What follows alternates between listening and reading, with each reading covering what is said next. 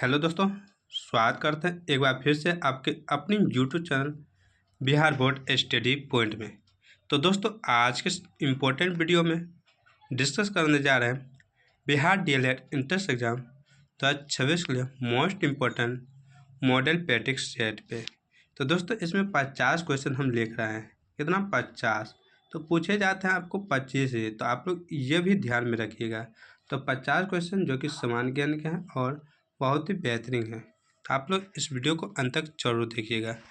अगर आप इस चैनल पर नए हैं तो इस चैनल को आप लोग ज़रूर ज्वाइन कर लीजिएगा, ताकि इसी तरह के वीडियो आप लोगों को मिलते रहे। तो पहला है इस वीडियो का क्वेश्चन, कह है कि धर्मनिरपेक्ष का अर्थ क्या होता है। दोस्तों, धर्म और निरपेक्ष दो अलग अलग शब्द है। इनका कहता है कि अलग जो है ना, अर्थ क्या है। तो दोस्तों, इनका अर्थ होता है जिस देश का अपना कोई धर्म नहीं होता है उन्हीं को धर्मनिरपेक्ष कहते हैं।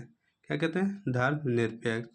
और दोस्तों, भेदभाव नहीं किया जाता। यहाँ पे जो है ना, नागरिक के साथ कोई भेदभाव नहीं किया जाता है और नागरिक को धार्मिक स्वतंत्रता दिया जाता है। उसे धर्मनिरपेक्ष राज्य कहा जाता है। संविधान का प्रस्तावना एवं मौलिक जो अधिकार है वो भारत को धर्मनिरपेक्ष राष्ट्र बनाता है। यहाँ पे हर लोग हर किसी धर्म को मान सकता है, अपना सकता है। ठीक है। नेक्स्ट क्वेश्चन यहाँ पे दोस्तों दिया है, कहना लेगुन क्या है। दोस्तों, लेगुन एक प्रकार का झील है और ऑप्शन नंबर बी बिल्कुल राइट आंसर है। यह कहाँ पे है? तो दोस्तों, यह लेगुन झील जो है ना, यह स्थित है आपको जैसे उड़ीसा में जो वह झील है वो भी क्या है? लेगुन झील ही है। आप इनको याद रखिए। यानी कि छिछले रूप में यह बंद लवणीय जल के क्षेत्र हैं जो छोटे छोटे प्रवाल जीवों से निर्मित होते हैं। इनका आकार झील के समान पाया जाता है। भारत के ओडिशा, अभी जो हम बोले थे दोस्तों, वहाँ पे चिल्का जो झील है, चिल्का झील, ये क्या है? लेगुन झील है। आप लोग इनको याद रखें, जो कि ओडिशा में पड़ता है। नेक्स्ट है, पंचायती राज स्तर पर राज्य सरकार का प्रतिनिधित्व कौन करता है। तो दोस्तों, ग्राम सेवक करता। ऑप्शन ए बिल्कुल राइट आंसर है। ग्राम सेवक को मुखिया का सचिव भी कहा जाता है। क्या कहा जाता है? मुखिया का सचिव किसको कहते हैं? तो ग्राम सेवक को कहते हैं। और दोस्तों, ग्राम सेवक का कार्यकाल जो है ना, वह ग्राम पंचायत भवन होता है। क्या होता है? ग्राम पंचायत भवन। नेक्स्ट क्वेश्चन यहाँ पर दोस्तों दिया है, मुंडा जनजाति भारतवर्ष में कहाँ पाई जाती है। मुंडा पूछना है, जनजाति जो है यह पूरे भारत में कहाँ पाए जाते हैं। तो दोस्तों, ये पाए जाते हैं झारखंड में। ऑप्शन नंबर डी बिल्कुल राइट आंसर है। नेक्स्ट क्वेश्चन यहाँ पर दोस्तों दिया है, लाल पांडा पाया जाता है। तो लाल पांडा जो है दोस्तों, यह सिक्किम में पाया जाता है। ऑप्शन नंबर सी बिल्कुल राइट आंसर है। और दोस्तों, इसके अलावा आपको अरुणाचल प्रदेश में भी पाया जाता है। पश्चिम बंगाल के दार्जिलिंग जो क्षेत्र है ना, वहाँ पे यह पाया जाता है। और दोस्तों, मुख्य रूप से यह भारत के अलावा चीन में, नेपाल में, भूटान में, म्यांमार में, यहाँ सब यह पाया जाता है। कौन? लाल पांडा। नेक्स्ट क्वेश्चन यहाँ पर दोस्तों दिया है, किसी स्थान की वर्षा आधारित होती है। तो जहाँ पे दोस्तों वर्षा होता है ना, वो किस पे आधारित होता है? यानी कि वहाँ के वातावरण है, या वहाँ की जो वाष्पीकरण है वो, या वहाँ की ऋतु की प्रबलता पे है, या वन क्षेत्र की उपलब्धता। यानी कि वहाँ पे वन ज़्यादा पाया जाता है, पहाड़ है वहाँ पे। यह कहता है किस पे आधारित है? वर्षा। तो दोस्तों, वर्षा जो है यह पहाड़ की दिशा पर आधारित होता है। जैसे आप लोग याद होगा आप लोग को कि मेघालय में सबसे ज़्यादा वर्षा क्यों होता है? क्योंकि यहाँ पे दोस्तों पहाड़ की जो दिशा है ना, या गारो, खासी और जयंती, ये तीनों दिशाओं से हैं। कहाँ से? तीनों दिशा से दोस्तों। जैसे ये दोस्तों हवा यानी बादल यहाँ पे प्रवेश करता है और हवा भी, तो यहाँ पे ये इधर जाता है तो पहाड़ से टकरा जाता है, इधर जाता है पहाड़ से टकरा, इधर भी, यानी कि रास्ता इनको नहीं मिल पाता है, तो वर्षा यहीं पे हो जाता है। यानी कि मेघालय के मानसीराम में सबसे ज़्यादा वर्षा होता है। आप लोग याद रखिएगा इसी पहाड़ के कारण, तो ये आप याद रखिएगा। नेक्स्ट क्वेश्चन है, सुगौली की संधि पर किस वर्ष हस्ताक्षर हुए थे। तो दोस्तों सुगौली की संधि पर हस्ताक्षर हुए थे 1816 ईस्वी में। ऑप्शन नंबर सी बिल्कुल राइट आंसर है। कब दोस्तों? 1816 ईस्वी में। आंगल क्या है दोस्तों? आंगल। और नेपाल की जो युद्ध हुआ था, नेपाल का युद्ध, इसी में लॉर्ड हेस्टिंग्स के नेतृत्व में गोरखाओं की, गोरखा मतलब जो गोरा गोरा सब होता है, उनकी पूर्ण पराजय हुई और परिणाम स्वरूप 1816 में कंपनी एवं गोरखों के मध्य सुगौली की संधि हुई और इस संधि के द्वारा कंपनी को गढ़वाल व कुमायूं जिले प्राप्त हुए और गोरखाओं ने सिक्किम को भी खाली कर दिया। नेक्स्ट क्वेश्चन यहाँ पर दोस्तों दिया है, निम्नलिखित में से कौन एक बिहार एवं उत्तर प्रदेश की संयुक्त परियोजना है? तो बिहार और उत्तर प्रदेश की दोनों की परियोजना है, यानी कि दोनों मिलकर काम करता है, तो परियोजना है गंडक परियोजना। ऑप्शन नंबर सी बिल्कुल राइट आंसर है। नेक्स्ट क्वेश्चन यहाँ पर दोस्तों दिया है, कह रहे हैं बूढ़ी गंडक नदी का स्रोत है, तो इनका स्रोत दोस्तों सोमेश्वर पहाड़। ये ऑप्शन नंबर डी बिल्कुल राइट आंसर है। और बिहार की सबसे ऊंची पर्वत है सोमेश्वर पहाड़, आप इनको भी याद रखिएगा। नेक्स्ट क्वेश्चन यहाँ पर दोस्तों दिया है, राजा बीरबल की उपाधि किसे दी गई थी? बीरबल दोस्तों अकबर के दरबारी थे, अकबर के दरबार में ये बीरबल रहते थे और बहुत ही फेमस हैं दोस्तों। यह महेश दास के नाम से जाने जाते थे, यानी कि महेश दास इनका नाम था और उपाधि बीरबल का था। ठीक है। नेक्स्ट क्वेश्चन यहाँ पे दोस्तों दिया है, कह रहे हैं जया, पदिया, सोना और मधु किस अनाज की प्रजातियां हैं? जया, पदिया, सोना और मधु किस अनाज की प्रजाति है? यह जो है चावल की प्रजाति है। जया, पदिया, सोना और मधु ये चावल की प्रजाति है। नेक्स्ट क्वेश्चन यहाँ पे है, किसने बड़े पैमाने पर स्वर्ण मुद्रा यानी सोने की मोहर चलाई थी? तो दोस्तों कुषाण शासकों ने चलाई थी। ऑप्शन नंबर सी बिल्कुल राइट आंसर है। किसने? कुषाण शासक ने। नेक्स्ट क्वेश्चन यहाँ पर दोस्तों दिया है कि निम्नलिखित में से कौन भारत का सर्वोत्तम सम्मान है? सबसे ऊंचा सम्मान कौन सा है दोस्तों? तो भारत रत्न। कौन सा? Bharat Ratna. Option number A बिल्कुल राइट आंसर। ये दोस्तों कब से दिया जाता है? तो 1954 ईस्वी में इनकी शुरुआत हुई थी। 1954 में भारत सरकार द्वारा नागरिक सम्मान के रूप में पद्मश्री, पद्म भूषण, पद्म विभूषण और भारत रत्न पुरस्कार को प्रारंभ किया। इसके अलावा आप दोस्तों याद रखिएगा कि सैन्य बल का सर्वोच्च जो पुरस्कार होता है वो होता है परमवीर चक्र। ये सैन्य यानी रक्षा के क्षेत्र में जितना भी है ना, उनमें सबसे ऊंचा परमवीर चक्र होता है। और दोस्तों शांति काल में जो वीरता पुरस्कार मिलते हैं उनमें सबसे सर्वोच्च है वो है अशोक चक्र। यह शांति के क्षेत्र में सबसे बड़ा है। ठीक है। नेक्स्ट क्वेश्चन आप दोस्तों दिया है, कौन सा पहला शहर है जहां 1899 में विद्युत आपूर्ति प्रारंभ हुई थी?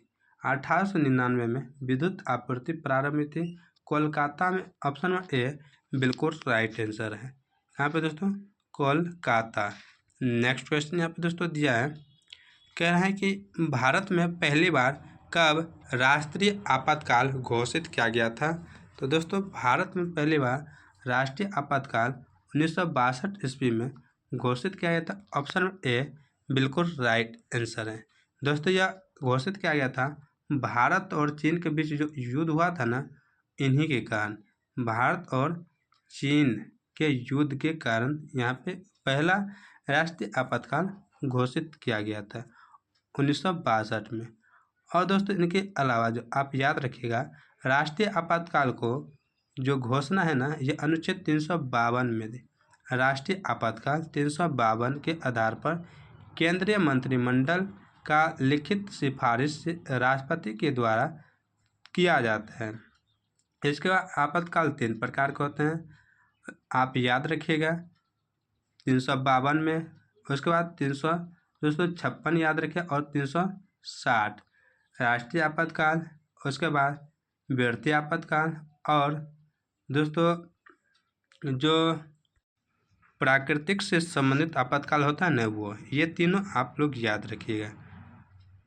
ठीक है, नेक्स्ट क्वेश्चन यहाँ पर दोस्तों दिया हुआ है, भारतीय संविधान की मुख्य प्रस्तावना है। तो भारतीय संविधान की जो मुख्य प्रस्तावना हुआ है विचार, अभिव्यक्ति, विश्वास, आस्था और उपासना। तो ऑप्शन नंबर सी बिल्कुल राइट आंसर है। नेक्स्ट क्वेश्चन यहाँ पे है, निम्नलिखित में से किस राज्य की साक्षरता दर राष्ट्रीय औसत से कम है? तो दोस्तों बिहार की। ऑप्शन नंबर डी बिल्कुल राइट आंसर है। नेक्स्ट क्वेश्चन यहाँ पे दोस्तों दिया है, कोडाई कनाल पर्वत नगर किस पहाड़ी का भाग है? कोडाई कनाल पर्वत नगर किस पहाड़ी का भाग है? तो दोस्तों यह पैनाली का है। ऑप्शन नंबर सी बिल्कुल राइट आंसर है। नेक्स्ट क्वेश्चन यहाँ पर दोस्तों दिया है, एक विशेष दिन पर लोकसभा में अधिकतम कितने तारांकित प्रश्न पूछे जा सकते हैं? तो दोस्तों 20 प्रश्न पूछे जा सकते हैं। ऑप्शन नंबर बी बिल्कुल राइट आंसर है। इसके बाद यहाँ पे दोस्तों नेक्स्ट क्वेश्चन है, कह रहा है कि अतिरिक्त राजस्व प्राप्त करने के लिए अस्थायी कर कहलाता है। तो दोस्तों वह अधिभार कहलाता है। ऑप्शन नंबर डी बिल्कुल राइट आंसर है। नेक्स्ट क्वेश्चन यहाँ पे दोस्तों दिया हुआ है, कह रहा है बिंबिसार के बाद कौन उत्तराधिकारी बनकर आया था? तो दोस्तों वो था अजातशत्रु। ऑप्शन नंबर बी बिल्कुल राइट आंसर है। कौन दोस्तों? अजातशत्रु, जो कि दोस्तों बिंबिसार की हत्या उसके पुत्र अजातशत्रु ने कर दी थी। नेक्स्ट क्वेश्चन यहाँ पर दोस्तों दिया है, भारत की भौगोलिक अवस्थिति जो है वह कैसा है? तो दोस्तों यहाँ पे इनका राइट आंसर का 68 डिग्री से 7 मिनट और 97 डिग्री 25 मिनट। ऑप्शन ए बिल्कुल राइट आंसर है। नेक्स्ट क्वेश्चन यहाँ पर दोस्तों दिया, मिश्रित अर्थनीति पद का अर्थ है। तो दोस्तों इनका अर्थ है इनमें से कोई नहीं। ऑप्शन नंबर डी बिल्कुल राइट आंसर होगा। दोस्तों मिश्रित अर्थनीति से तात्पर्य निजी एवं सार्वजनिक क्षेत्र की जो मिश्रित भूमिका है ना, उससे है, जहां आर्थिक नियोजन के द्वारा लक्ष्यों की जो प्राप्ति होता है उनका समयबद्ध प्रयास किया जाता है। नेक्स्ट क्वेश्चन यहाँ पे, भारत का सबसे बड़ा झील कौन सा है? तो भारत का सबसे बड़ा झील दोस्तों चिल्का झील है, जो कि ओडिशा में। कहाँ पे दोस्तों? ओडिशा में। आप लोग इनको याद रखिएगा। और दोस्तों यह लेगून झील का उदाहरण, किनका? लेगून झील, लेगून झील का उदाहरण है। नेक्स्ट क्वेश्चन यहाँ पे है कि हाइडी स्पीच युद्ध किस नदी के किनारे लड़ा गया? हाइडी स्पीच युद्ध किस नदी के किनारे लड़ा गया है? तो झेलम नदी के किनारे। नेक्स्ट क्वेश्चन यहाँ पर दोस्तों दिया है, चोल वंश का अंतिम शासक कौन था? तो चोल वंश का अंतिम शासक दोस्तों था राजेंद्र तृतीय। ऑप्शन नंबर बी बिल्कुल राइट आंसर है। नेक्स्ट क्वेश्चन यहाँ पर दोस्तों दिया है, भारत में कुल्लू घाटी निम्नलिखित में से किसकी खेती के लिए प्रसिद्ध है? कौन सा दोस्तों? कुल्लू घाटी। यह दोस्तों प्रसिद्ध है सेब की खेती के लिए। ऑप्शन नंबर सी बिल्कुल राइट आंसर है। कुल्लू सेब की खेती के लिए प्रसिद्ध है। नेक्स्ट यहाँ पे, निम्नलिखित शहरों में से कौन भारत के अनौपचारिक ऊर्जा स्रोत के समर्थन द्वारा सर्वप्रथम सौर शहर के रूप में विकसित किया जा रहा है? तो दोस्तों यह है आगरा। ऑप्शन नंबर ए बिल्कुल राइट आंसर है। और आगरा कहाँ पे है? तो दोस्तों उत्तर प्रदेश में है। आप इनको याद रखिएगा। उत्तर प्रदेश की राजधानी आप लोग कमेंट कर जरूर से जरूर बताइएगा दोस्तों, उत्तर प्रदेश की राजधानी कहाँ पे है। नेक्स्ट क्वेश्चन यहाँ पे है, क्या ना भारत और तिब्बत के बीच कौन सी सीमा रेखा है? तो भारत और तिब्बत के बीच दोस्तों मैकमोहन रेखा है। मैकमोहन रेखा दोस्तों, यह रेखा 1914 से अस्तित्व में आया। 1937 में भारतीय सर्वेक्षण विभाग के एक मानचित्र में मैकमोहन रेखा को आधिकारिक भारतीय सीमा रेखा के रूप में दर्शाया गया।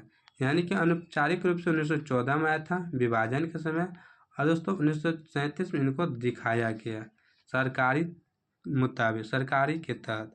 अब दोस्तों रेड क्लिफ है, रेड मतलब लाल, लाल मतलब टमाटर, टमाटर कहाँ से लाते हैं? पाकिस्तान से। तो पाकिस्तान और भारत का जो है ना सीमा रेड क्लिफ है। और डूरंड रेखा दोस्तों आप लोग कमेंट कर जरूर बताइएगा, आपको हिंट्स दे देते हैं, ए से नाम होता है और दोस्तों पी से नाम होता है, आप इनका आंसर राइट दे दीजिएगा। नेक्स्ट है क्या ना, फुटबॉल में भूमि से गोल पोस्ट के पार की जो ऊंचाई है ना वह कितनी है? तो दोस्तों इनकी ऊंचाई होती है 8 फुट, ऑप्शन नंबर डी बिल्कुल राइट आंसर है। नेक्स्ट क्वेश्चन यहाँ पर दोस्तों दिया हुआ है, कह रहा है हिस्ट्री ऑफ ब्रिटिश इंडिया का लेखक कौन है? कौन था? तो हिस्ट्री ऑफ ब्रिटिश इंडिया का जो लेखक था दोस्तों वह लेखक था James mill, option number A बिल्कुल राइट आंसर है। नेक्स्ट क्वेश्चन है, भारत में प्रकाशित होने वाला पहला समा यहाँ पर होना चाहिए, समाचार पत्र कौन सा था? भारत में प्रकाशित होने वाला पहला समाचार पत्र था दोस्तों बंगाल गजट, ऑप्शन ए बिल्कुल राइट आंसर। कौन सा दोस्तों? बंगाल गजट। 1780 ईस्वी में प्रकाशित हुआ था दोस्तों। और आप लोग याद रखिएगा कि इनको प्रकाशित करने वाले कौन थे? तो दोस्तों इनको प्रकाशित करने वाले थे जेम्स ऑगस्टन हिक्की। तो आप सिर्फ हिक्की याद रखिए, क्या दोस्तों? Hickey, James Augustan Hickey. Next यहाँ पर दोस्तों दिया है, राज्यों में राज्यपाल की नियुक्ति कौन करता है? तो राज्यों में राज्यपाल की जो नियुक्ति है वो दोस्तों करता है राष्ट्रपति, ऑप्शन ए बिल्कुल राइट आंसर है। 155 के तहत, आर्टिकल 155 के तहत, आप इनको याद रखिएगा। नेक्स्ट क्वेश्चन यहाँ पर दोस्तों दिया, आर्य समाज की स्थापना हुई थी। तो आर्य समाज की स्थापना दोस्तों 1875 ईस्वी में की गई थी और इनकी स्थापना स्वामी दयानंद सरस्वती ने की थी। ठीक है। नेक्स्ट क्वेश्चन यहाँ पर दोस्तों दिया है, भारत में अंग्रेजी शासन काल का सबसे जो भयंकर अकाल पड़ा था वह कब पड़ा था? तो दोस्तों यहाँ पे इनका राइट आंसर हो जाए 1876 1878, ऑप्शन नंबर बी बिल्कुल राइट आंसर है। नेक्स्ट क्वेश्चन यहाँ पर दोस्तों दिया है, कह रहा इन महिलाओं में से कौन क्रांतिकारी आंदोलन से संबंधित थी? तो क्रांतिकारी आंदोलन से संबंधित महिला भीखाजी कामा थी, ऑप्शन नंबर से बिल्कुल राइट आंसर है। कौन दोस्तों? मैडम भीखाजी कामा, जो कि दोस्तों भारतीय स्वतंत्रता आंदोलन की जननी कहा जाता है इनको। क्या कहा जाता है? जननी। भारतीय स्वतंत्रता आंदोलन की जननी कहते हैं इनको। इन्होंने 1907 में स्टुटगार्ट यानी जर्मनी में अंतर्राष्ट्रीय समाजवादी कांग्रेस में भारत की ओर से भाग लिया और यहीं उन्होंने भारत का राष्ट्रीय तिरंगा ध्वज फहराया। किसने? तो भीखाजी कामा ने। नेक्स्ट क्वेश्चन है, साइमन कमीशन भारत आया था। तो भारत कब आया है दोस्तों साइमन कमीशन? तो साइमन कमीशन भारत दोस्तों 1928 में आया था, ऑप्शन नंबर बी बिल्कुल राइट आंसर है। दोस्तों 8 नवंबर 1927 को इंग्लैंड के प्रधानमंत्री ने साइमन कमीशन की घोषणा की थी 1927 में। और दोस्तों 3 फरवरी 1928 को बम्बई पहुंच गया कौन? तो साइमन कमीशन बम्बई पहुंच गया था, आप लोग याद रखिएगा। नेक्स्ट क्वेश्चन यहाँ पे है, ब्रिटिश भारत में किस अधिनियम द्वारा मुसलमानों को पृथक यानी अलग निर्वाचन का अधिकार दिया गया है? तो अलग निर्वाचन का अधिकार दोस्तों पार्लियामेंटो सुधार 1909 के तहत दिया गया है। नेक्स्ट क्वेश्चन यहाँ पर दोस्तों दिया है, इनमें से किस महिला समाज सुधारक को पंडित कहा जाता था? तो पंडित दोस्तों किनको कहा गया था? तो दोस्तों वह रमाबाई, ऑप्शन नंबर बी बिल्कुल राइट आंसर है। नेक्स्ट क्वेश्चन यहाँ पर दोस्तों दिया है, नील विद्रोह कहाँ हुआ था? तो दोस्तों नील विद्रोह जो है ना यह बिहार में हुआ था और बिहार के चंपारण जिला में हुआ था नील विद्रोह। तो इसका आंसर याद रखिए बंगाल। तो दोस्तों जो पहले विभाजित नहीं हुआ था आजकल यह है, तो पहले दोस्तों यह याद रखिए बंगाल में हुआ था। कहाँ पे? बंगाल में नील विद्रोह हुआ था। पहली घटना बंगाल के नदिया जिले में स्थित गोविंदपुर गांव में सितंबर 1859 ईस्वी में हुआ था, 59 में हुआ था। और बिहार में अगर पूछ देगा तो आप लोग यह याद रखिए पश्चिम चंपारण, तो आप लोग यह याद रखिएगा। और दोस्तों नील दर्पण के जो लेखक हैं दोस्तों, यह नील दर्पण एक नाटक है, इनके लेखक हैं दीनबंधु, यानी दो भाई थे, उन्हीं ने इनको लिखे थे, दीनबंधु। नेक्स्ट क्वेश्चन है महारानी विक्टोरिया का घोषणा पत्र किस वर्ष आया? तो दोस्तों इनका घोषणा पत्र 1858 में आया था। ऑप्शन नंबर बी बिल्कुल राइट आंसर है। नेक्स्ट क्वेश्चन है किस लेखक ने 1857 के विद्रोह को स्वतंत्रता का प्रथम युद्ध कहा है? तो दोस्तों स्वतंत्रता का प्रथम युद्ध बी.डी. सावरकर ने कहा था। ऑप्शन नंबर सी बिल्कुल राइट आंसर है। नेक्स्ट क्वेश्चन यहाँ पर दोस्तों दिया है, कहना है दोस्तों कि 1904 में स्थापित अभिनव भारत था। तो अभिनव भारत दोस्तों यह क्रांतिकारी गतिविधियों से संबंध एक गुप्त संगठन था। ऑप्शन ए बिल्कुल राइट आंसर है। नेक्स्ट क्वेश्चन यहाँ पर दोस्तों दिया है इतिहास अतीत एवं वर्तमान के बीच अनंतवर्ता है, यह किसने कहा था? इतिहास है ना, अतीत मतलब बहुत पहले का, और वर्तमान जो अभी चल रहा है, इन दोनों के बीच का जो वार्ता है मतलब बातचीत जो है, यह कहा है, किसने कहा है इनको? तो दोस्तों वह E.H. कार। नेक्स्ट क्वेश्चन यहाँ पे है कि भारत के लिए अकाल संहिता जो अकाल संहिता थी ना, इनकी सिफारिश किस आयोग द्वारा की गई थी? तो दोस्तों अकाल संहिता की सिफारिश की गई है स्ट्रेची आयोग के द्वारा। नेक्स्ट क्वेश्चन है मूकनायक समाचार पत्र से कौन संबंध था? तो मूकनायक समाचार पत्र से जो संबंध था दोस्तों वह भीमराव अंबेडकर था। ऑप्शन और बी बिल्कुल राइट आंसर है। नेक्स्ट क्वेश्चन यहाँ पे है इनमें से किसने तिलक को भारतीय असंतोष का जनक कहा है? भारतीय असंतोष का जनक किसने कहा है तिलक को? तो दोस्तों वो कहने वाले हैं वेलेंटाइन सिरोल। ऑप्शन नंबर डी बिल्कुल राइट आंसर है। दोस्तों नेक्स्ट क्वेश्चन यहाँ पे इनमें से किस व्यक्ति को गांधी जी अपना राजनीतिक गुरु मानते थे? तो राजनीतिक गुरु दोस्तों मानते थे गोपाल कृष्ण गोखले को। ऑप्शन नंबर सी बिल्कुल राइट आंसर है। नेक्स्ट क्वेश्चन यहाँ पे दोस्तों दिया है न्यू इंडिया व कॉमनवेल्थ समाचार पत्रों का जो संबंध है वह किससे है? तो दोस्तों यह संबंध एनी बेसेंट से है। ऑप्शन नंबर डी बिल्कुल राइट आंसर है, इन दोनों को इसी ने लिखा है। नेक्स्ट क्वेश्चन यहाँ पे दोस्तों दिया है डक्कन एजुकेशन सोसाइटी का संस्थापक कौन था?